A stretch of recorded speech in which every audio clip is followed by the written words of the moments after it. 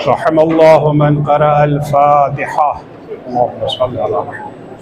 بسم الله الرحمن الرحيم. الحمد لله الرحمن الرحيم مالك يوم الدين إياك نعبد وإياك نستعين اهدنا الصراط المستقيم صراط الذين أنعمت عليهم غير المغضوب عليهم ولا الضالين. اللهم صل على محمد. لا حول ولا قوة إلا بالله العلي العظيم. أعوذ بالله من الشيطان اللعين الرجيم. بسم الله الرحمن الرحيم. الحمد لله والصلاة والسلام على رسول الله وعلى آله آل الله لا سيما بقية الله ولعنة الله على أعدائهم أعداء الله من يومنا هذا إلى لقاء الله. أما بعد فقد قال الله وجاهدوا في الله حق جهاده. صلوات پڑھیں گے محمد.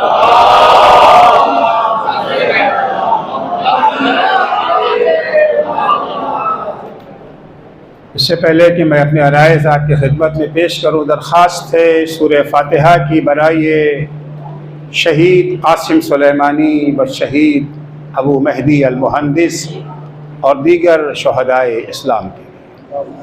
اللہم صل علی محمد.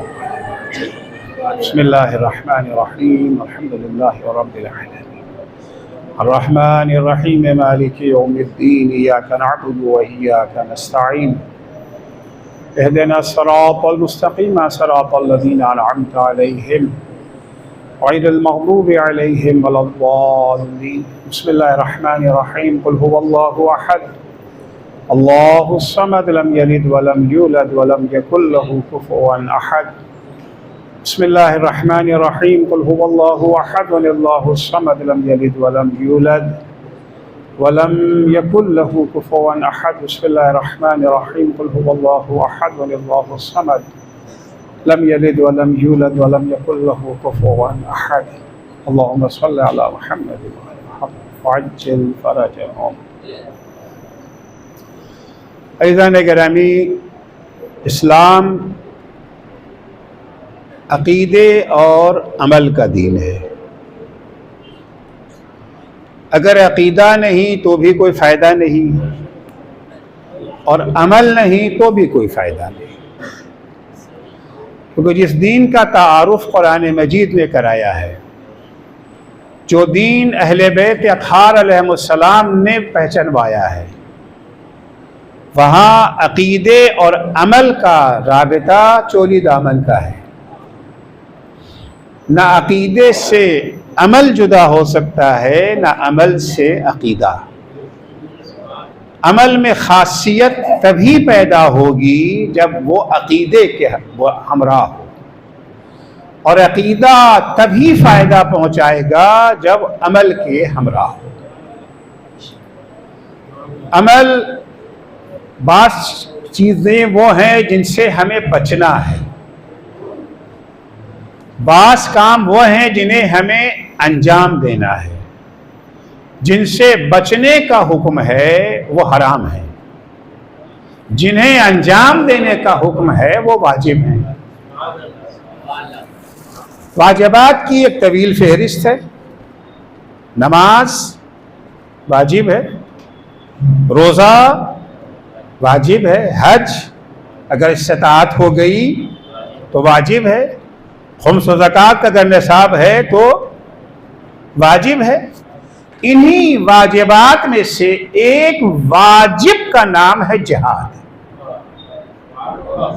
مجلس شہداء کے سلسلے کی ہے نا. انہی واجبات میں سے جہاد واجب ہے اور کوئی معمولی واجب بھی نہیں ہے. ہمارے یہاں دینیات میں پڑھایا جاتا ہے فروع دین. پہلے 6 پڑھائے جاتے تھے، اب 10،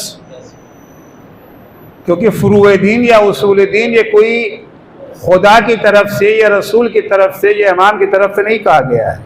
اصول دین 5 ہیں، فروع دین 6 ہیں یا 10 ہیں. علماء نے سمجھانے کی سہولت کے پیش نظر، سمجھانے کی سہولت کے پیش نظر اصول دین 5، فروع دین 6، بعد میں 10. وہ 10 بھی صحیح ہے، 6 بھی صحیح ہے. اگرچہ 6 نمبر پر جہاد کو بیان کیا گیا ہے. فروع دین میں 6 نمبر پہ جہاد ہے نا. لیکن اگر آپ آیات قرآنیہ کا جائزہ لیں اور ائمہ اطہار علیہم السلام کے فرامین کو دیکھیں تو جہاد فرائض میں سر فہرست ہے. فرائض میں سر فہرست ہے. کیوں سر فہرست؟ میں نے کہا بھی عرض کروں گا. جو بات بھی آپ کی خدمت میں پیش کریں گے یا قرآن ہے یا حدیث ہے، نقطہ نہیں ہے، کیونکہ نقطہ بندے کا ہوتا ہے.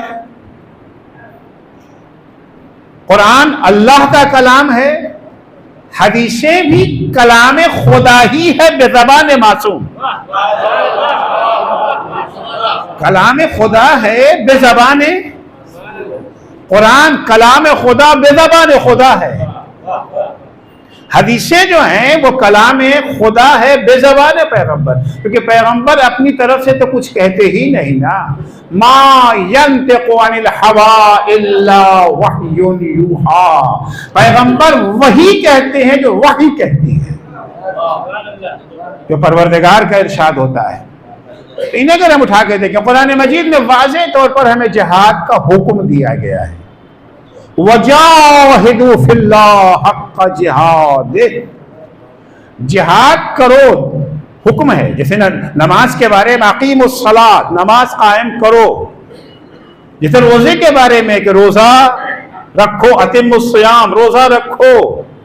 اسی طرح سے جہاد کا بھی حکم قرآن دے رہا ہے وَجَاهِدُوا فِي اللَّهِ حَقَّ جِهَادِهِ. جہاد کرو اللہ کے نام، ویسے جہاد کرو جو جہاد کرنے کا حق نام مت کر دینا کہ میدان میں جا کر کے بھاگ آئے. جہاد نہیں ہوا. پھر وجاہد، قرآن پڑھ رہا ہوں بھائی، وجاہدوا فی اللہ حق جہاد. انگلی کٹا کے شہیدوں میں داخل نہیں ہو سکتے ہیں. جہاد ویسے کرو جو جہاد کرنے کا حق ہے. قرآن کا واضح حکم. سارے انبیاء کی سیرت کو اگر آپ اٹھا کر کے دیکھیں، ہر نبی کی تعلیم میں جہاد سر فہرست ہے. میں نے کہا کہ جہاد صرف فرض نہیں ہے، سب سے بڑا فریضہ ہے. 5ویں امام کل جن کی یہ جو ولادت تھی، صلوات پڑھیں.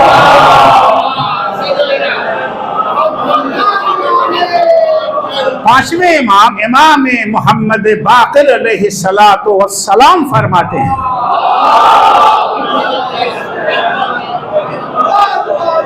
ان الامر بالمعروف والنہی عن المنکر سبیل الانبیاء ومنہاج الصلحاء. جہاد کی ایک قسم ہے امر بالمعروف ونہی عن المنکر. ابھی جب میں جہاد کی قسمیں بیان کروں گا آپ کی خدمت میں، جہاد ہے کیا، کتنی قسمیں ہیں، تو بھی عرض کروں گا. جہاد کا ہی ایک شعبہ ہے امر بالمعروف اور نہی عن المنکر، کیونکہ جہاد فقط تلوار چلانے کا نام نہیں ہے، وہ بھی ہے. جہاد کا ایک شعبہ ہے، ایک حصہ ہے امر بالمعروف و نہی عن المنکر، یعنی اچھائی کی طرف بلانا اور برائی سے روکنا. کیونکہ اسلامی سماج جو ہے وہ غیر جانبدار نہیں ہوتا. فلسفہ ہے نا کہ ہم تو غیر جانبدار ہیں، نہ ادھر ہیں نہیں، ایک طرف تو جانا ہی جانا ہے، یا ادھر جانا ہے یا ادھر جانا ہے، کیونکہ دو ہی میدان ہے، ایک حق کا میدان ہے، ایک باطل کا میدان ہے، بلیک اینڈ وائٹ ہی ہے، گرے کچھ نہیں ہے۔ بعض لوگ گرے میدان میں کام کرنا چاہتے ہیں، وہ گرے ہوئے ہوتے ہیں جو گرے میدان میں کام کرتے ہیں۔ اگر ہم کوئی چیز اچھی ہے تو فقط ہمارے لیے نہیں ہے، خود بھی اس اچھائی کو اپنائیں گے، دوسروں کو بھی۔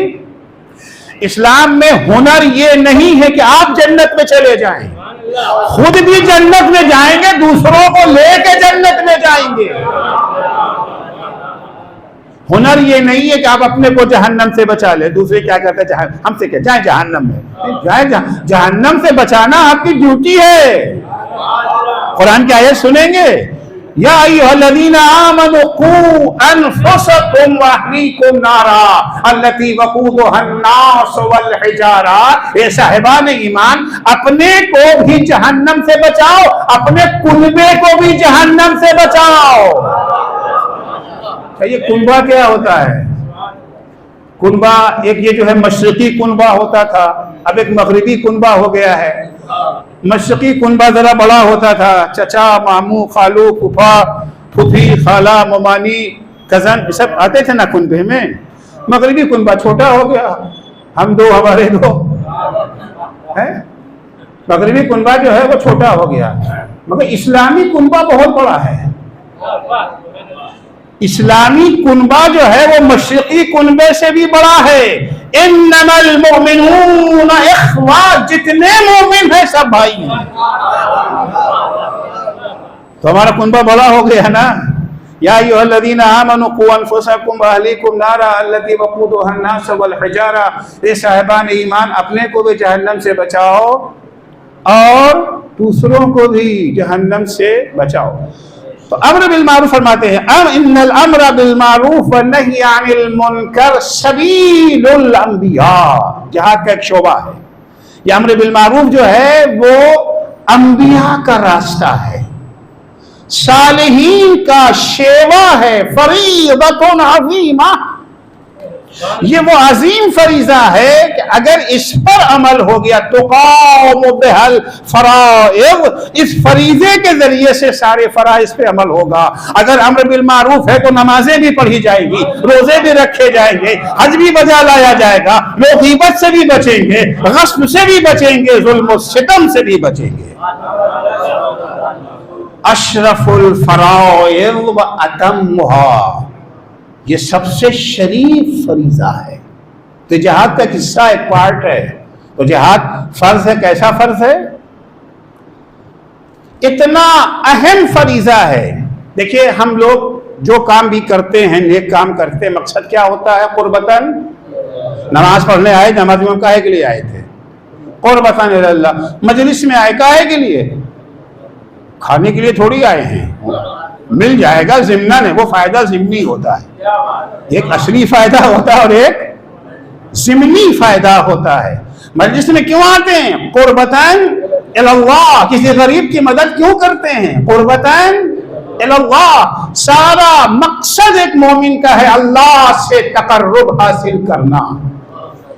ظاہر سی بات ہے کہ چاہت ضروری تو ہوتی ہے، کافی نہیں ہوتی۔ چاہت یہ ہے کہ اللہ کا قرب مل جائے، وہ چاہنے سے سب کچھ ہو جاتا ہے، چاہے بغیر بھی کچھ نہیں ہوتا۔ چاہت ضروری ہے مگر کافی نہیں ہے، چاہت کے بعد اقدام ضروری ہے، اقدام بھی صحیح سمت میں، صحیح راستہ، صحیح سمت میں اقدام ضرور۔ اگر غلط سمت میں آپ محنت کریں گے تو فائدہ ملے گا آپ کو؟ نہیں ملے گا۔ آپ کو فائدہ حاصل، ہمیں جانا ہے مشرق میں، ہماری خواہش ہے مشرق میں جانے کی، جانے کے لیے ہم گھر سے نکلے بھی اور دوڑنا بھی شروع کیا ہم نے، لیکن مغرب کی طرف منزل تک پہنچ جائیں گے؟ جتنا دوڑیں گے اتنا منزل سے دور تر ہوتے چلے جائیں گے۔ لہذا اقدام ضروری ہے، صحیح وے میں، صحیح جہت میں، صحیح سمت میں۔ اللہ کا تقرب ہمیں چاہیے. اللہ کا تقرب ملے گا کیسے؟ بہت سے لوگوں کے پاس جائیے، بہت سے راستے بتائیں گے. وہ لوگ بھی آپ کو راستہ بتائیں گے جنہوں نے اللہ کے تقرب کے لیے کبھی کوئی قدم بھی نہیں اٹھایا ہے، وہ بھی بتا دیں گے. اناڑی بھی راستہ جو ہے بتانے لگتے ہیں نا. جنہیں خود نہیں راستہ معلوم ہے وہ دوسروں کو راستہ بتانے میں کیا جاتا ہے؟ مفت ہے، زبان اللہ نے دے دی ہے، گھماؤ. لیکن ظاہر سی بات ہے ایک عقل مند آدمی انہی کے مشورے پر عمل کرتا ہے جو خود ہدایت یافتہ ہوں، جنہیں خود راستہ معلوم ہو، جو منزل تک پہنچ چکے ہوں. جو خود بھٹک رہا ہے اسے کون راستہ پوچھے گا؟ مولا کائنات امیر المؤمنین حضرت علی بن ابی طالب علیہ السلام نبی بلاغہ میں ہے، فرماتے ہیں وہ بہترین راستہ جو اللہ سے قریب کر سکتا ہے. اچھا ایک دفعہ وہ ہے راستہ اس سے انہوں نے میپ میں دیکھ تو لیا ہے اور چل رہے ہیں میپ کے سہارے، مگر کبھی وہاں تک پہنچے نہیں ہیں. اور ایک وہ ہے جو پہنچ گیا ہے، وہ آپ کو ٹیلی فون پہ کہہ رہا ہے نہیں اس راستے سے مت آئیے گا، وہاں بہت ٹریفک ہے، ادھر سے آئیے گا. تو ظاہر سی بات ہے جو پہنچ چکا ہے اس کا تو بتانا زیادہ معتبر ہے نا. مولا فرماتے ہیں کہ جن لوگوں کو اللہ کا تقرب مل چکا ہے، جو قربتاً اللہ کی منزل پر فائز ہو چکے ہیں، انہوں نے جو راستہ اپنایا ہے اس میں بہترین راستہ کیا ہے؟ فرماتے ان افضل ما توسل به المتوسلون الى اللہ سبحانہ تبارک و تعالی، وہ بہترین راستہ جو اللہ سے قربت حاصل کرنے والوں نے طے کر لیا ہے، جو نتیجہ دے چکا ہے، وہ بہترین راستہ کیا ہے؟ امام فرماتے ہیں بہترین راستہ ایمان باللہ و برسولہ والجہاد فی سبیلہ. بہترین راستہ کیا ہے؟ اللہ پر ایمان، رسول پر ایمان. ایمان لانے کے بعد بہترین راستہ ہے راہ خدا میں جہاد. تو جہاد کوئی معمولی چیز نہیں ہے، بہت اہمیت کا راستہ. قرآن کہتا ہے اگر عزت چاہتے ہو، اگر سرفرازی چاہتے ہو، اگر اللہ کی نگاہ میں محبوب بننا چاہتے ہو، اگر اللہ کی نگاہ میں صاحب عظمت بننا چاہتے ہو. ایک دفعہ صاحب عظمت بننا ہے عوام کی نگاہ میں، وہ تو کوئی بھی بن جاتا ہے. عوام کی نگاہ میں محبوب بننا کوئی بڑا مشکل کام نہیں. جھوٹے وعدوں کے ذریعے بھی انسان محبوب ہو ہی جاتا ہے. جس کے پاس 36 انچ کا سینہ نہیں ہے وہ بھی 56 انچ کا سینہ بیان کرتا ہے اور کامیاب بھی ہو جاتا ہے. بھائی ہو جاتا ہے نا. اصل یہ ہے کہ محبوب ہو جائے کوئی اللہ کی نگاہ میں. اگر چاہتے ہو اللہ کی نگاہ میں محبوب بننا، اگر چاہتے ہو آخرت میں کامیاب ہونا. آخرت کی کامیابی کیا ہے؟ آخرت کی سب سے معمولی آخرت کی کامیابی یہ ہے جنت.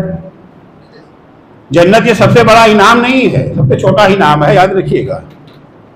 سب سے بڑا انعام جنت نہیں ہے، جنت سب سے چھوٹا انعام ہے. اور سب سے چھوٹی سزا کیا ہے؟ جہنم. جہنم سب سے بڑی سزا بھی نہیں ہے. لیکن ہم لوگ کی ابھی عقل تو وہاں تک پہنچ نہیں سکتی ہے نا. اللہ چھوٹی چھوٹی باتوں میں ہماری جو ہے توجہ رہتی ہے.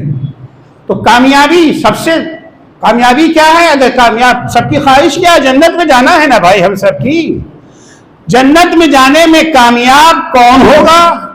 اللہ کی نگاہ میں درجہ کس کا بلند ہوگا؟ قرآن سے سن لیجیے. قرآن 3 چیزیں بیان کرتے ہیں. الذین آمنوا وہاجروا وجاہدوا فی سبیل اللہ باموالہم وانفسہم اعظم درجۃ عند اللہ واولئک هم الفائزون. جو لوگ ایمان لائے اور انہوں نے ہجرت کی. ہجرت 2 طرح کی ہوتی ہے، ایک ہجرت جسمانی ہے، مادی ہجرت ہے، ایک ہجرت روحانی ہے. یہاں جتنے بیٹھے میرے خیال میں سب مہاجر ہیں. یہ سب مہاجری تو ہیں نا. جس سے پوچھئے کہاں سے آئے، کوئی کہہ رہا اعظم گڑھ سے، کوئی کہتا ہے فیض آباد سے، کوئی بستی سے، کوئی ہلور سے، کوئی بنارس سے، کوئی الہ آباد سے. سب کہیں نہ کہیں سے یہاں پہ آ کر کے سب مہاجر ہیں. یہ کون سے مہاجر ہیں؟ یہ اقتصادیات والے مہاجر ہیں. ہجرت کر کے یہاں کیوں آئے؟ یہاں کے اوپر معاشی ذرائع بہتر تھے، بہتر معاشی ذرائع کے تحت آئے یہاں پر. البتہ یہ ہجرت بھی اسلام میں کوئی مذموم نہیں ہے، یہ بھی ممدوح ہے. رزق حلال کمانے کے لیے ہجرت کرنا بھی اللہ کی نگاہ میں ممدوح ہے، بس شرط یہ ہے کہ ایک فی سبیل اللہ کی نیت کر لیں یا قربتاً اللہ کی نیت کر لیں. پیٹ اپنے بچوں کا بھریں گے، نیت یہ ہو کہ اللہ کی امانت کو سنوار رہے ہیں. اولاد ہم اولاد کے مالک نہیں ہیں، اولاد اللہ کی امانت ہے ہمارے پاس. کھا خود رہے ہیں، پہن خود رہے ہیں. یہی کھانا یہی پہننا عبادت بن سکتا ہے اگر نیت یہ ہو کہ ہم اللہ کی دی ہوئی امانت کی حفاظت کر رہے ہیں، کیونکہ یہ جسم ہمارا جسم نہیں ہے، یہ بدن ہمارا بدن نہیں ہے، یہ اللہ کی امانت ہے ہمارے پاس. انا للہ و انا الیہ راجعون. ہم تو اللہ کی ملکیت ہیں، ہم تو اللہ کی پراپرٹی ہیں، ہم ہیں ہی نہیں ہیں. یہ تصور اگر ہو گیا تو یہ کیا ہے؟ یہ تو خود عبادت ہو گیا نا. رزق حلال حدیث سن لیجئے، پیغمبر اکرم صلی اللہ علیہ وآلہ وسلم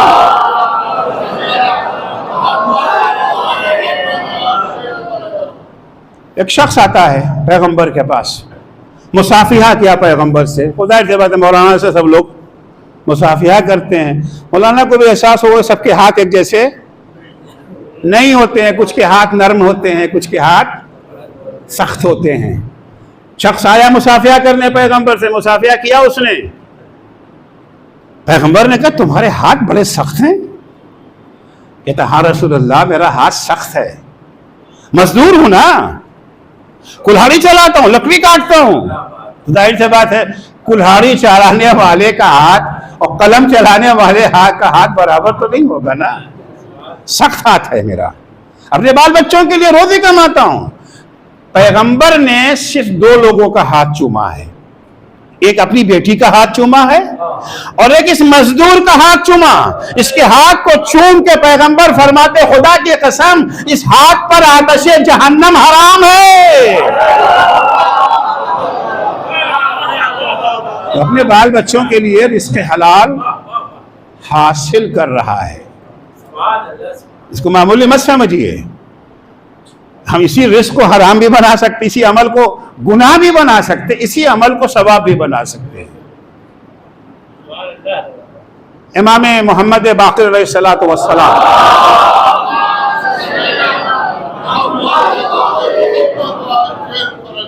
کھیت میں کام کر رہے ہیں. دیکھیے اسلام میں کوئی کام نہ عظیم ہے نہ حقیر ہے. یہ تو ہمارے سماج نے بنا لیا نا. یہ ڈاکٹر صاحب ہیں، یہ انجینئر صاحب ہیں، یہ مولانا صاحب ہیں، یہ مزدور ہے، یہ کسان ہے، یہ لوہار ہے، یہ بڑھئی ہے نا. ہمارے ہاں سماج نے پیشوں کو اونچا نیچا بنا دیا ہے. اسلام میں ایسا کچھ نہیں ہے. ہر وہ پیشہ جو حلال ہو اور بندگان خدا کو فائدہ پہنچاتا ہو وہ محترم ہے.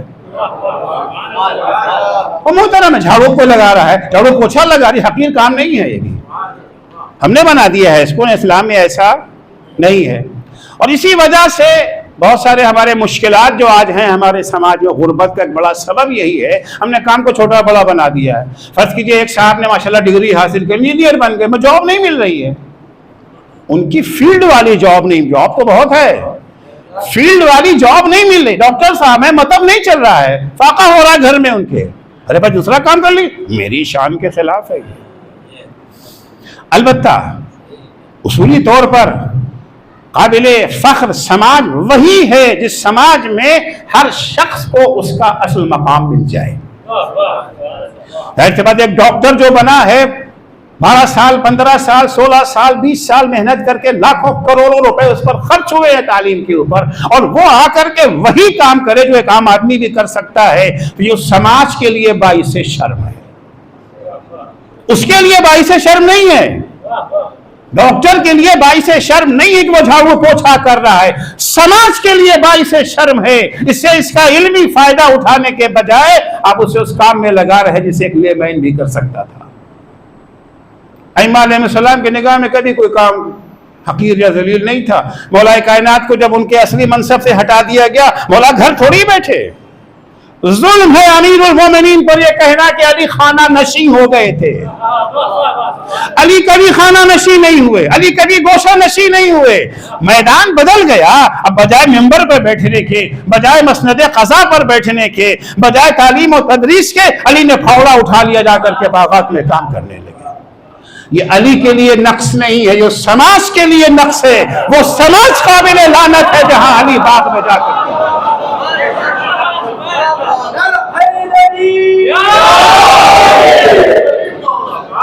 آپ دیکھیں انگریز مورخ یہ تو لکھتا ہے کہ ہائے افسوس جب علی ممبر سلونی پر بیٹھے ہوئے سلونی سلونی قبل ان تفقدونی کا نعرہ لگا رہے تھے، پوچھو جو چاہتے ہو مجھ سے پوچھ لو، میں زمین کے راستوں سے زیادہ آسمان کے راستوں کو جانتا ہوں۔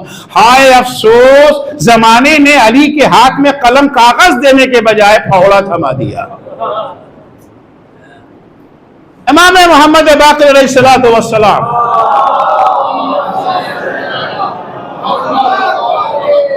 کھیت میں کام کر رہے ہیں، اب ظاہر سی بات ہے کھیت میں کام کریں گے پسینہ تو آئے گا ہی۔ ایئر کنڈیشن آفس میں کام کرنا اور ہے، اور کھیت میں کام کرنا، امام پسینے پسینے ہیں۔ اچھا بعض لوگوں کو نصیحت کرنے کا حیضہ ہوتا ہے،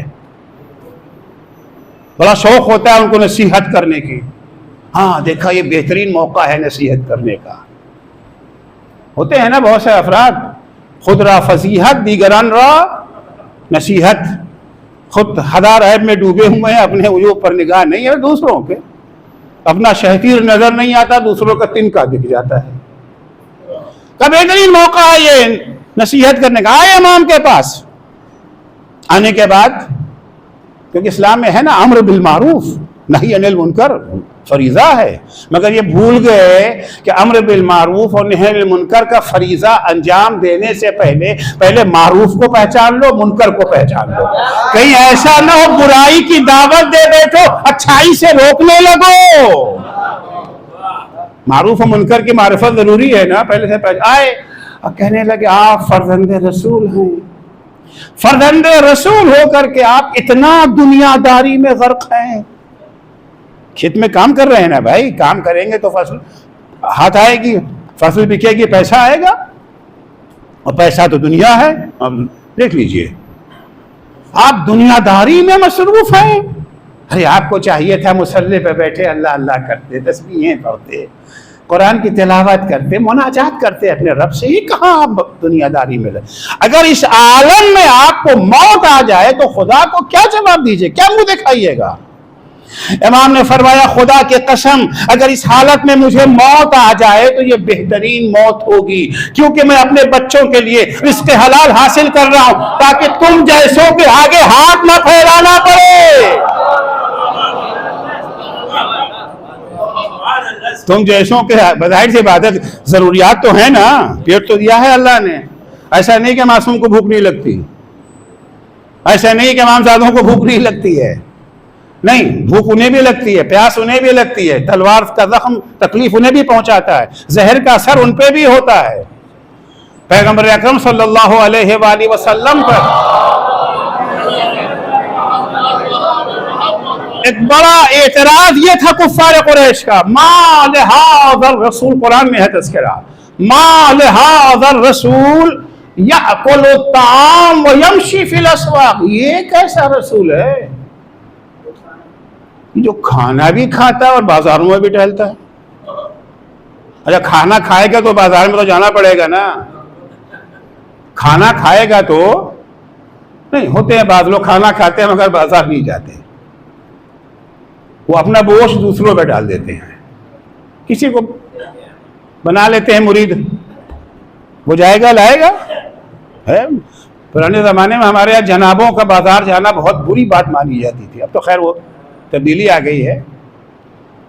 بھئی ہم کھانا پیٹ ہے نا، کھانا چاہیے ہمیں، تو دو ہی حال ہے، یا ہم کمائیں اور کھائیں یا آپ کمائیں ہم کھائیں، وہی راستہ تو ہے نا، آپ کمائیں ہم کھائیں، ہم بیٹھے رہیں آپ لا کے ہمیں کھانا دیتے رہیں، ہم کچھ نہ کریں سوتے رہیں۔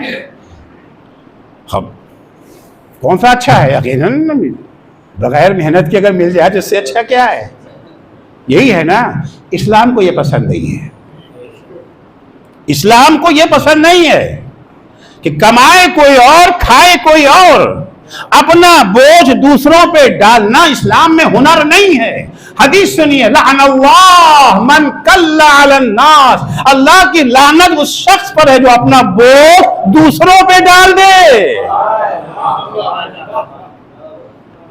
ما لہذا رسول یاکل الطعام، یہ ایک ایسا رسول ہے جو کھانا بھی کھاتا ہے، اور کھانا کھاتا ہے تو بازاروں میں بھی جاتا۔ قرآن نے جواب دیا، قرآن نے جواب دیا، ما جعلناہم جسدا لا یاکلون الطعام، ہم نے ان انبیاء کو کوئی ایسا جسم دے کے نہیں بھیجا ہے جسے کھانے کی ضرورت نہ ہو، انہیں بھی کھانے کی ضرورت ہے۔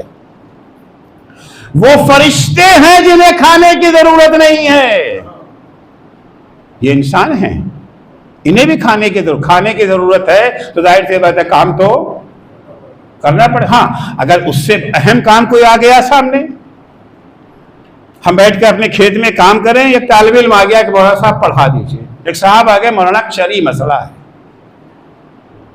وضو کیسے کریں، غسل کیسے کریں، فلاں چیز حرام ہے کہ حلال، اب ہم کیا کریں؟ ارے جاؤ میاں اصل ہمارے کام کا ٹائم ہے، ہم نہیں بتاتے، نہیں، یہ اس سے اہم کام ہے، یہ مقدم کام ہے، اسے چھوڑو، اسے انجام دو۔ لیکن اگر ہم بیکار بیٹھے ہوئے ہیں، کوئی پوچھنے والا نہیں ہے، بہت سے جگہوں پر ہے نا، عالم کے اوپر جو گزرتی ہے اس عالم کے اوپر جس کے کوئی علم حاصل کرنے جس کے پاس نہیں آتا ہے، اس کے دل سے پوچھئے کیا گزرتی ہے اس کے اوپر، کہہ تو دیتے ہیں مولانا صاحب کرتے ہی کیا ہے بھائی، نماز آ کے پڑھا دیے بس، وہ بس آپ نے تو بس کہہ دیا، اس سے پوچھئے وہ کتنی بے بسی کی زندگی بسر کر رہا ہے۔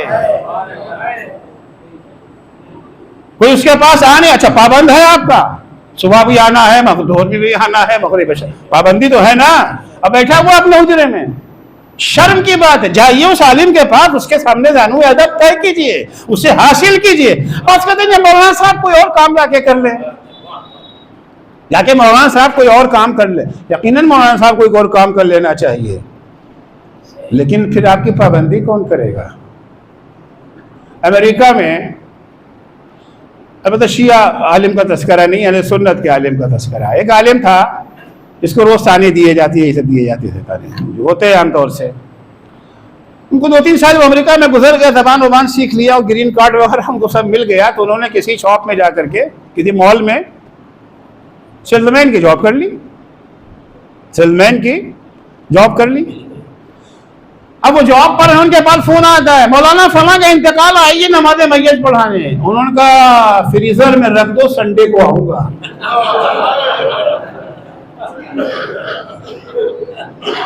فریزر میں رکھ دو، ظاہر سی بات ہے جاب سے چھٹی تو نہیں نہ ملے گی، وہاں جو کر رہے ہیں وہ تو ہے، وہ تو آ نہیں سکتے، سنڈے کو آؤں گا، سنڈے کو چھٹی ہوتی، سنڈے کو آ جاؤں گا میں۔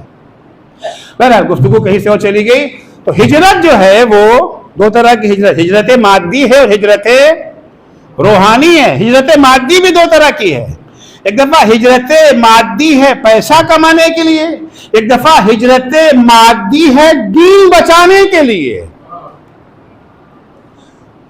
ایک محلے میں رہتے ہیں ہم، 2-4 پیسے جیب میں آ گئے تھوڑے سے، اب اس کے بعد یہ ہوتا ہے نہیں بھائی یہ ایریا گندا ایریا ہے، کسی اچھے ایریے میں چلو، پوش کالونی میں چلتے ہیں، یہاں جراثیم بہت ہیں، بچے بیمار ہو جاتے ہیں، تو گھر وہ محلہ چھوڑ کر کے جاتے ہیں نا۔ ہجرت کیا ہے نا، یہ کاہے کی ہجرت ہے؟ صحت کے لیے ہجرت کیا ہے۔ ایسے محلے میں رہتے ہیں جو گناہوں کا گڑھ ہے، بچے ہیں، ظاہر سے بچوں کو گھر میں تالے میں بند تو نہیں رکھا جا سکتا. بچے گھر سے باہر نکلیں گے، گلی میں جائیں گے، سڑکوں پہ جائیں گے، ادھر جائیں گے ادھر جائیں گے، کھیل کود کریں گے، آپس میں دوستی ہوگی. ظاہر سی بات ہے دوستوں کا اثر دوست پہ تو ہوتا ہی ہے. جتنا اثر دوست کا دوست پہ ہوتا ہے اتنا اثر ماں باپ کا اپنی اولاد پہ نہیں ہوتا. یاد رکھیے گا، دوست کا بڑا اہم چیپٹر ہے، بہت اہم مسئلہ ہے دوستی کا. ماں باپ نے بچے سے کہا بیٹا آج رات میں مسجد میں مجلس ہے، چلو گے؟ نہیں پاپا وہ ہوم ورک بہت ہے، مجھے ہوم ورک کرنا، میں نہیں جاتا. ارے بیٹا چلو ثواب ملے گا، تمہیں کچھ باتیں دین کی معلوم ہوں گی. نہیں پاپا وہ بڑا کام ہے، ایگزام بھی تو قریب ہے نا، آپ جانتے ہی ایگزام بھی ہے. وہ جانے کو تیار نہیں ہوا.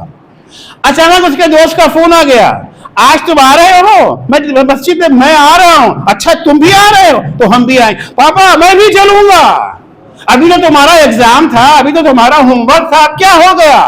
باپ کی بات پر تیار نہیں ہوئے مسجد میں آنے کے لیے، لیکن دوست کی بات پر. پیغمبر فرماتے ہیں المرء علی دین خلیلہ، انسان اپنے دوست کے دین پر ہوتا ہے. ماں باپ کا دین کچھ بھی ہو، مسلمان ہو، ہندو ہو، یہودی ہو، عیسائی ہو، عمل میں اسی دین کو اپناتا ہے جو اس کے دوست کا دین ہے. زبان سے کچھ بھی کہہ سکتا ہے لیکن عملاً اتنا اثر ہوتا ہے دوست کا. پیغمبر فرماتے ہیں فَلْيَنْظُرْ إِلَىٰ مَنْ يَتَخَالَّلْ، دوست بنانے سے پہلے دیکھو کسے دوست بنا رہے ہو. بہرحال بچہ گھر سے باہر نکلے گا نا، اگر ماحول گندا ہے، اگر ماحول خراب ہے، اگر ماحول گناہوں کا ماحول ہے تو بچے پر اثر پڑے گا کہ نہیں پڑے گا؟ انسان کی شخصیت کی تشکیل میں بہت سارے فیکٹرز دخیل ہوتے ہیں. ایک فیکٹر کیا ہے؟ دوست ہے. ایک فیکٹر شخصیت بنتی ہے، پرسنالٹی بنتی ہے، دوستوں کے ذریعے بنتی ہے. ہم نے دیکھا نہیں یہاں کا ماحول تو اچھا نہیں ہے، ہم یہاں سے چھوڑ کر کے اس محلے میں جا رہے ہیں جس کی سڑکیں تو گندی ہیں، جہاں کا ماحول ظاہری اعتبار سے گندا ماحول ہے، کیچڑ اوچڑ بہت پایا جاتا ہے، لیکن بستی مومنوں کی ہے، بغل میں مسجد ہے، قرآن مجید کی سہولت ہے، مجلسوں کی سہولت ہے، نماز جماعت کی سہولت ہے. بچہ یہاں رہے گا، نماز سے آشنا ہوگا، قرآن سے آشنا ہوگا، ذکر اہل بیت سے آشنا ہوگا. اس محلے کو چھوڑ کے اس محلے میں آ گیا، یہ بھی ہجرت ہے، یہ دین بچانے والی ہجرت ہے. اور یہ کتنی اہم ہجرت ہے سننا چاہیں گے؟ پیغمبر اکرم صلی اللہ علیہ وآلہ وسلم فرماتے ہیں من فر بدینہ من ارض الی ارض ولو شبرا من الارض، اگر کوئی انسان اپنا دین بچانے کے لیے ایک جگہ سے دوسری جگہ چلا جاتا ہے، بہت دور نہیں گیا، بہت دور جانے کا امکان نہیں ہے. فرض کہ ہندوستان کا ماحول خراب ہے، ہم جا کر کے نجف میں بس جائیں، وہ تو ممکن نہیں ہے نا. قم میں جا کے بس جائیں، ممکن نہیں ہے. وہاں تک تو نہیں جا سکتے، اس گلی سے نکل کے اس گلی میں آ گئے، اس محلے کو چھوڑ کے اس محلے میں آ گئے. وہ ایک گلی رہتی تھی جو یہ مسجد سے 2 گلی دور تھی، ہم بالکل مسجد سے ملی والی گلی میں آ گئے. کاہے کے لیے آ گئے؟ جیسے ہی اذان کی آواز آئے گی فوراً مسجد میں آ سکتے ہیں، بچے کو بھی اپنے ساتھ لا سکتے ہیں. ماحول جو ملے گا نمازیوں کا ماحول ملے گا. پیغمبر فرماتے جو اپنا دین بچانے کے لیے ایک جگہ سے دوسری جگہ ہجرت کرتا ہے، چاہے ایک بالش زمین، استوجب الجنہ، یہ جنت کا حقدار ہو جائے گا. وَكَانَ رَفِيقَ مُحَمَّدٍ وَإِبْرَاهِيمَ عَلَيْهِمَ السَّلَامِ، جنت میں بھی کہاں رہے گا؟ اہم ہوتا ہے نا، اہم ہے کس کے پڑوس میں آئے ہو. پڑوسی ہونا بھی تو اچھا پڑوسی اگر مل جائے تو فخر کی بات ہوتی ہے. جنتی میں نہیں آئے گا، جنت میں حضرت محمد مصطفیٰ صلی اللہ علیہ وآلہ وسلم اور حضرت ابراہیم خلیل الرحمن کا پڑوسی قرار پائے گا. قرآن کہتا ہے جو ایمان لائے ہیں، جو ہجرت اختیار کرتے ہیں، وجاہدوا فی سبیل اللہ، کافی ابھی نہیں ہوا ہے، اور راہ خدا میں جہاد کرتے ہیں، اپنے مال سے بھی جہاد کرتے ہیں اور اپنی جان سے بھی جہاد کرتے ہیں، ان کا رتبہ کیا ہے؟ اعظم درجۃ عند اللہ، اللہ کی نگاہ میں ان کا رتبہ سب سے عظیم ہے۔ وَأُولَئِكَ هُمُ الْفَائِزُونَ، اور آخرت میں کامیاب ہونے والے بھی بس یہی لوگ ہیں۔ تو عظمت و اہمیت جہاد سمجھ میں آئی؟ اسلام نے جتنا جہاد کو اہمیت دی ہے، آج دنیا اتنا ہی جہاد کی مخالف ہے، اور ان کی مخالفت بھی ہمیں سمجھاتی ہے کہ جہاد کتنا اہم ہے، کیونکہ یہ ہمارے طرفدار تو نہیں نہ ہیں، یہ ہمارے بہی خواہ تو نہیں ہیں، یہ ہمارے ہمدرد تو نہیں ہیں۔ اگر یہ کسی چیز کو برا کہہ رہے ہیں، یقیناً وہی اچھا ہے ہمارے لیے۔ انقلاب اسلامی ایران کی ابتدا میں، آغاز میں خوب پروپیگنڈا ایران کے خلاف ہمیشہ رہا، آج بھی ہے، کل بھی تھا، بڑا بھیانک پروپیگنڈا۔ ایران کے سفراء جو دنیا کے مختلف ممالک میں تھے، وہ لوگ ایران آئے ہوئے تھے، ان کی کانفرنس تھی، وہ سارے کے سارے سفراء امام خمینی کی خدمت میں گئے، اپنے علاقے کے حالات، سب کے سب ایک ہی شکوہ سب کو تھا کہ آقا بڑے خراب حالات ہیں، ہمارے خلاف پروپیگنڈا اخبارات میں بہت وسیع پیمانے پر ہے۔ بڑے پریشان تھے سفراء۔ امام خمینی نے ان کی گفتگو سن کے کہا تو اس میں پریشانی کی کیا بات ہے، یہ تو خوشی کی بات ہے، اگر وہ تمہاری تعریف کرنے لگے تو پریشانی کی بات ہے، اگر وہ تمہاری مخالفت کر رہے ہیں اس کا مطلب ہے کہ تم راہ حق پہ قائم ہو، اس کا مطلب ہے کہ تم راہ حق پہ قائم ہو، تم صراط مستقیم۔ جس دن وہ تمہارا قصیدہ پڑھنے لگے تو آج جہاد کے خلاف طرح طرح کے پروپیگنڈے، اتنا جہاد کے خلاف زہر اگلا گیا ہے کہ آج لفظ جہاد داخل دشنام ہو گیا ہے۔ آج لفظ جہاد طرح طرح سے نئی نئی قسمیں جہاد کی نکالی گئی۔ لفظ جہاد، لفظ جہاد سے اثر نہ ہوا، ایک نیا نکالا لینڈ جہاد، نیا نکلا ہے نا آج کل، لینڈ جہاد، مشرق مغرب ہر طرف جہاد کے خلاف۔ اور یہی نہیں، جہاد کو بدنام کرنے کے لیے، جہاد کا چہرہ مکروہ بنانے کے پیش کرنے کے لیے نقلی مجاہد بھی کھڑے کر دیے گئے۔ داعش، طالبان، القاعدہ، کیا ہے یہ؟ کون نہیں جانتا کہ یہ کس کارخانے میں بنے ہیں؟ کون نہیں جانتا کہ اس کو بنانے والے سی آئی اے کے افراد ہیں؟ کون نہیں جانتا کہ اس کے پسے پشت جو ہے موساد کا ہاتھ ہے؟ یہ تو خود اعتراف بھی کر چکے ہیں نا۔ ہیلری کلنٹن کی کتاب اٹھا کر کے دیکھیے، صاف کہتے ہیں ہاں ہم نے کیا۔ خود ٹرمپ نے اوباما کے اوپر الزام لگایا تھا کہ تم نے جو ہے وہ داعش کو جو ہے جنم دیا ہے۔ سب آگاہ ہیں، سب واقف ہیں، اور انہی کو میڈیا میں مجاہد بنا کے پیش کیا گیا۔ اللہ اکبر کہہ کے بچے کے گلے پہ خنجر پھیر دیا۔ اسلام میں جہاد ہے، تلوار کا بھی جہاد اسلام میں ہے، مگر اسلامی جہاد میں کسی بے گناہ پر ہتھیار اٹھانے کی اجازت نہیں ہے۔ پیغمبر اکرم صلی اللہ علیہ وآلہ وسلم جب مجاہدوں کو میدان جہاد میں بھیجتے تھے، حملے کا حکم دیتے، دیکھیے جب بھی کہیں جنگ ہوتی ہے اور کمانڈر اپنے فوج کو جب حملے کا حکم دیتا ہے، حملے سے پہلے ایک چھوٹی سی تقریر کرتا ہے۔ اس تقریر میں وہ موعظہ اور نصیحت نہیں کرتا، تقریر میں آگ اگلتی ہوئی تقریر ہوتی ہے، اپنے سپاہیوں کا سینہ آگ سے بھر دیتا ہے، مارو جو سامنے آئے، یہی تو ہوتا ہے نا، قدم جمائے رہو۔ لیکن پیغمبر جب اپنے مجاہدوں کو بھیجتے تھے، حملہ کرنے کا حکم دیتے تھے، کیسے دیتے تھے؟ سنیے، حملے کا حکم اس پیغمبر سے انداز سے دیتے تھے، سیرو، اٹیک، آگے بڑھو، حملہ کرو، بسم اللہ، مگر اللہ کا نام لے کے حملہ کرو۔ درندے کی طرح حملہ مت کرنا، بھیڑیے کی طرح حملہ مت کرنا، اللہ کا نام لے کے حملہ کرو۔ کون اللہ؟ الرحمن الرحیم، وہ اللہ جو رحمان بھی ہے، وہ اللہ جو رحیم بھی ہے، وہ اللہ جس کی رحمتیں مسلمانوں سے مخصوص نہیں ہیں، وہ اللہ اپنے دشمنوں پر بھی رحمت کے بادل برساتا ہے. اس اللہ کے نام پہ آگے بڑھو باللہ. اور بسم اللہ کہنے کے بعد بھول مت. آخر بعض لوگ ہوتے ہیں نا بسم اللہ تو کہہ لیتے بعد میں بھول جاتے ہیں کہ اللہ بھی ہے.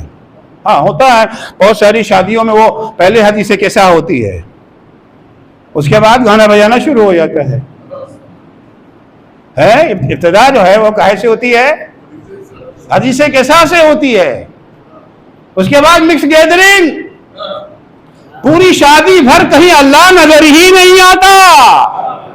پیغمبر فرماتے سیرو بسم اللہ، اللہ کا نام لے کے حملہ کرو. وباللہ، اللہ کو بھولنا بھی نہیں. ہر قدم پہ اللہ کو یاد رکھنا.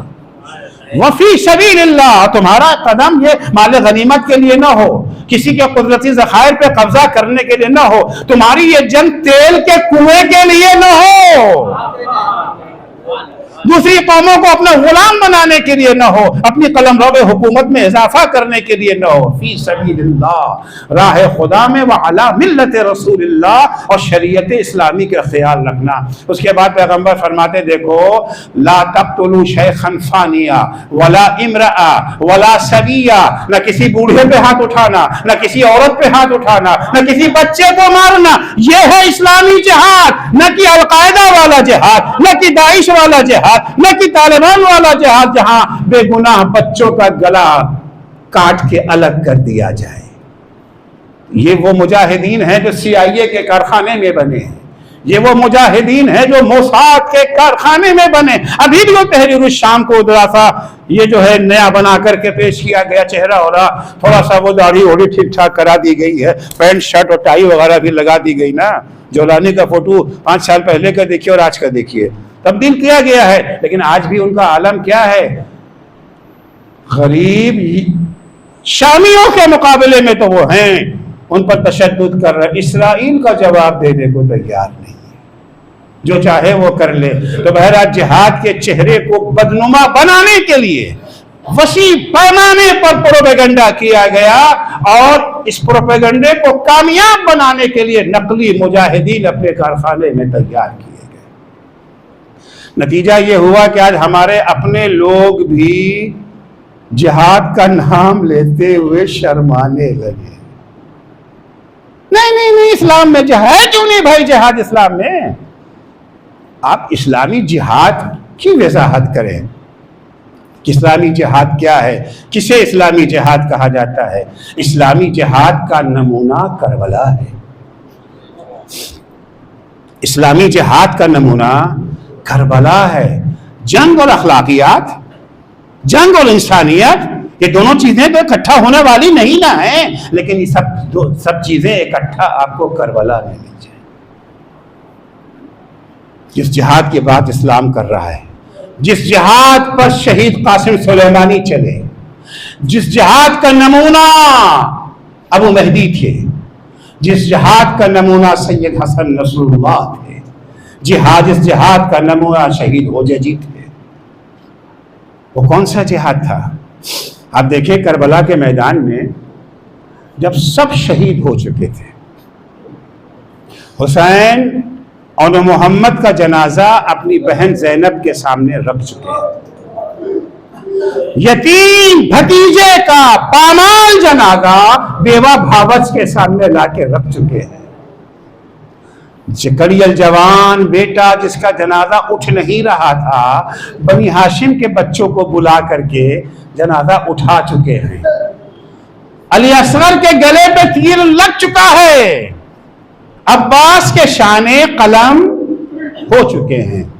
اب حسین یکو تنہا میدان میں آئے، اکیلے ہیں حسین، یکو تنہا حسین میدان میں آئے.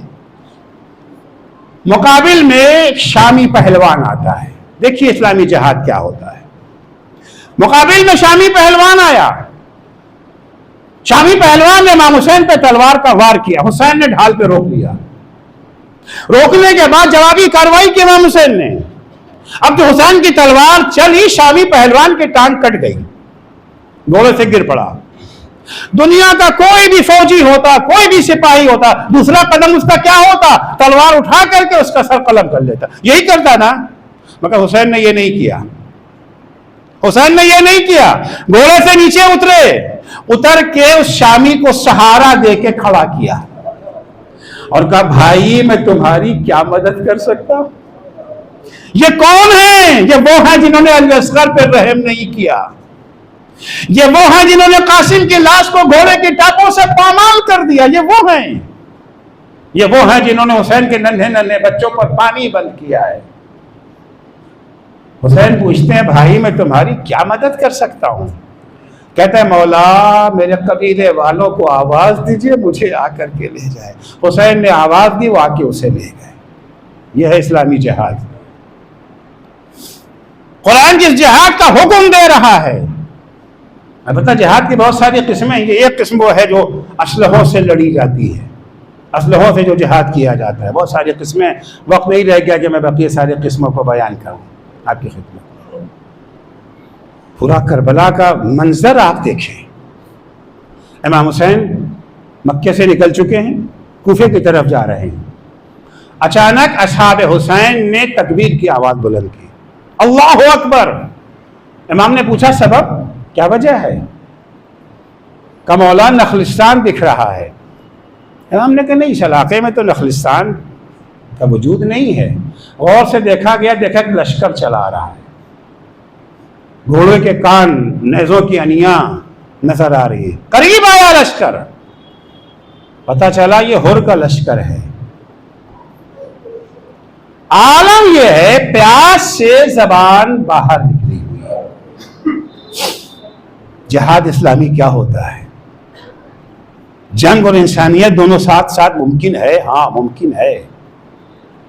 جیسے ہی حسین نے ان کی پیاس کو دیکھا کہ بھیا عباس یہ پیاسے ہیں، بھیا انہیں پانی پلا دو، اور بھیا دیکھو جانوروں کو بھی فراموش نہ کرنا، اور بھیا جانوروں کی نفسیات یہ ہے کہ وہ ایک دفعہ میں سیراب نہیں ہوتے ہیں، جب تک وہ خود پانی کے پاس سے ہٹ نہ جائیں پانی ان کے سامنے سے ہٹانا نہیں۔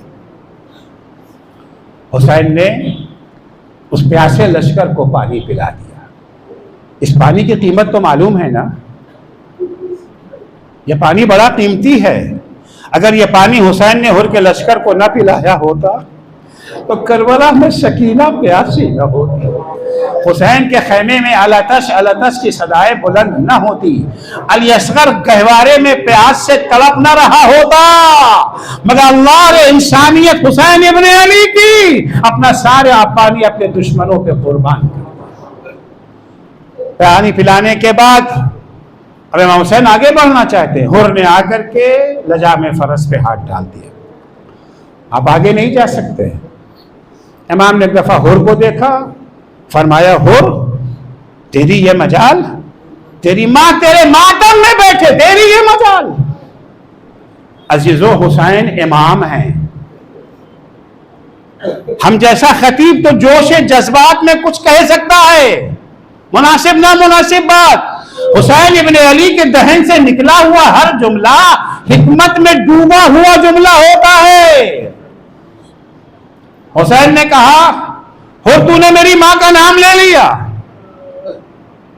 جا تیری ماں تیرے ماتم میں بیٹھ۔ ہر کیا کہتا مولا آپ نے تو میری ماں کا نام لے لیا، میں کیا کروں، میں کیا کروں؟ اگر کوئی اور ہوتا تو میں بھی اس کی ماں کا نام لے لیتا، لیکن آپ کی ماں وہ عظیم خاتون جس کا نام بغیر وضو زبان پہ نہیں لایا جا سکتا۔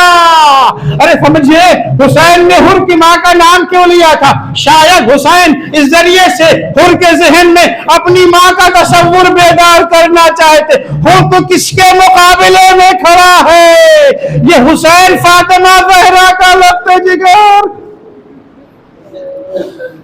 حسین کا یہ جملہ اپنا کام کر گیا ہے، اور سوچنے پر مجبور ہو گیا ہے۔ دن گزرتے گئے، یہاں تک کہ جب شب عاشور آئی ہے اور یہ طے پا گیا کل سر و تن میں جدائی کا دن ہے، اب ہور بے چینی سے خیمے میں ٹہل رہا ہے۔ ہور کیا تو حسین سے جنگ کرے گا؟ کیا تو زہرا کے لال سے جنگ کرے گا؟ فاطمہ زہرا کے لخت جگر سے تو جنگ کرے گا؟ اضطراب اور بے چینی کے عالم میں حر خیمے میں ٹہل رہا ہے۔ حر کے غلام نے جب یہ منظر دیکھا تو سوچا شاید میرا آقا پیاسا ہے، پیاس کی شدت ہے۔ ایک کوزے میں پانی لے کر کے آیا، حر کے ہاتھ میں دیا۔ حر نے پانی کو کچھ دیر تک دیکھا۔ اب مقاتل میں یہ تو نہیں ہے کہ حر کو پانی میں کیا نظر آیا، لیکن ہم تصور تو کر سکتے ہیں نا، کہیں ایسا تو نہیں ہے کہ حر کو پانی کی سطح پر حسین کے ننھے ننھے بچوں کی بلکتی ہوئی شکل نظر آنے لگی۔ حر تو پانی پی رہا ہے، ہم پیاس سے تڑپ رہے ہیں، حر نے پانی پینے کے بجائے زمین پہ پھینک دیا۔ غلام نے جب یہ منظر دیکھا تو بھاگا بھاگا حر کے بھائی کے پاس گیا، کہا آج آپ کے بھیا کا بڑا عجب حال ہے، بے چینی سے خیمے میں ٹہل رہے ہیں، میں نے پانی دیا، کچھ دیر دیکھنے کے بعد پیے بغیر پانی کو زمین پر پھینک دیا۔ حر کا بھائی آیا کہ بھیا یہ میں کیا سن رہا ہوں، اضطراب کی وجہ کیا ہے، پریشانی کا سبب کیا ہے؟ اے عزیزو، بعض سوالات ایسے ہوتے ہیں جن کا جواب لفظوں میں دینا ممکن نہیں ہوتا۔ حر نے زبان سے تو کچھ نہ کہا، بھائی کا ہاتھ پکڑا، خیمے سے باہر نکلا، آ کے خیام حسینی کے پیچھے کھڑا ہو گیا۔ کہ بھیا غور سے سنو، تمہیں اپنا جواب مل جائے گا۔ اب جو حر کے بھائی نے غور سے سننا شروع کیا، حر نے کہا بھیا کچھ سنائی دے رہا ہے؟ کہا بھیا ایک آواز مسلسل میرے کانوں سے تکرار، بھیا کیا سنا؟ کہ بھیا حسین کے خیمے سے ننھے ننھے بچوں کی صدائیں آ رہی ہیں، آلاتش ہائے پیاس ہائے پیاس۔ کہ بھیا پہچانتے ہوئے کون ہیں؟ یہ وہی ہے نا جنہوں نے اپنا سارا پانی ہمیں پلا دیا، ہمارے جانوروں تک کو پانی پلایا، آج ہمارے جانور پانی پی رہے ہیں۔ ہائے رسول کا نواسا، اس کے ننھے ننھے بچے پیاس سے تڑپ رہے ہیں۔ الا لعنت اللہ علی قوم الظالمین وسيعلم الذين ظلموا أي منقلب ينقلبون۔ بار الہ تجھے واسطہ ہے محمد و آل محمد علیہ السلام کا، ہماری اس مختصر سی عبادت کو قبول فرما۔ معبود صدقے میں اہل بیت اطہار علیہ السلام کے ہمیں توفیق عنایت فرما، ہم ایمان و ہجرت کے ساتھ جہاد فی سبیل اللہ کے درجے پر فائز ہو سکے۔ بار الہ ہمارے دلوں میں اہل بیت اطہار علیہ السلام کی محبت دن بدن بڑھتی رہے۔ بار الہ ہمیں اہل بیت اطہار علیہ السلام کی تعلیمات کو سمجھ کر عمل کرنے کی بھی توفیق عطا فرما۔ معبود صدقے میں اہل بیت اطہار علیہ السلام کے جو مومنین و مومنات بیمار ہیں انہیں شفائے کاملہ عاجلہ عنایت فرما، جو مقروض ہیں ان کے قرضوں کو ادا فرما، جو پریشان حال ہیں ان کی پریشانیوں کو دور فرما، جو بے روزگار ہیں انہیں حلال اور پاکیزہ روزگار عنایت فرما، جو صاحب روزگار ہیں ان کے روزگار میں مزید ترقی اور انہیں اپنے بے روزگار بھائیوں کی مدد کی توفیق عطا فرما۔ بار الہ جو بے اولاد ہیں انہیں نیک اور صالح اولاد عنایت فرما، جو صاحب اولاد ہیں انہیں اپنی اولاد کی دینی تعلیم و تربیت کی توفیق عطا فرما۔ بار الہ شیعیان حیدر کرار، محبان اہل بیت اطہار، زائران سید الشہداء، عزاداران مظلوم کربلا جہاں کہیں بھی ہوں، ان کی جان مال عزت آبرو کی حفاظت فرما۔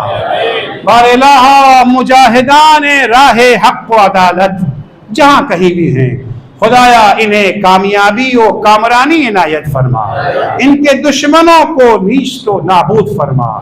خدایا شہید قاسم سلیمانی، شہید ابو مہدی مہندس جیسے مجاہدین، خدایا ان سب کو سرکار سید الشہداء کی خدمت کرنے کا موقع عنایت فرما۔ بار الہ مراج کرام اور رہبر معظم انقلاب اسلامی کی حفاظت فرما۔ امام زمانہ کے ظہور میں تعجیل فرما۔ جب حضرت کا ظہور ہو تو ہمارے اعمال ایسے ہوں کہ ہم ان کے اصحاب و انصار میں شمار ہو سکے۔ اللہم عجل فی فرج مولانا صاحب الزمان وَجَعَلْنَا مِنْ أَعْوَانِهِ وَأَنصَارِهِ۔ ایک دفعہ پھر درخواست سے سورہ فاتحہ کی برائے شہید قاسم سلیمانی، ابو مہدی المحندث اور دیگر شہداء عظیم کی۔ اللہم صلی علی محمد۔ بسم اللہ الرحمن الرحیم، الحمد للہ رب العالمین، الرحمن الرحیم، مالک یوم الدین، إياك نعبد وإياك نستعين، اهدنا الصراط المستقيم صراط الذين أنعمت عليهم غير المغضوب عليهم ولا الضالين. بسم الله الرحمن الرحيم. قل هو الله أحد الله الصمد لم يلد ولم يولد ولم يكن له كفوا أحد. بسم الله الرحمن الرحيم. قل هو الله أحد الله الصمد لم يلد ولم يولد ولم يكن له كفوا أحد. بسم اللہ الرحمن الرحیم، قل هو اللہ احد اللہ الصمد لم یلد ولم یولد ولم یکن له کفوا احد۔ اللہم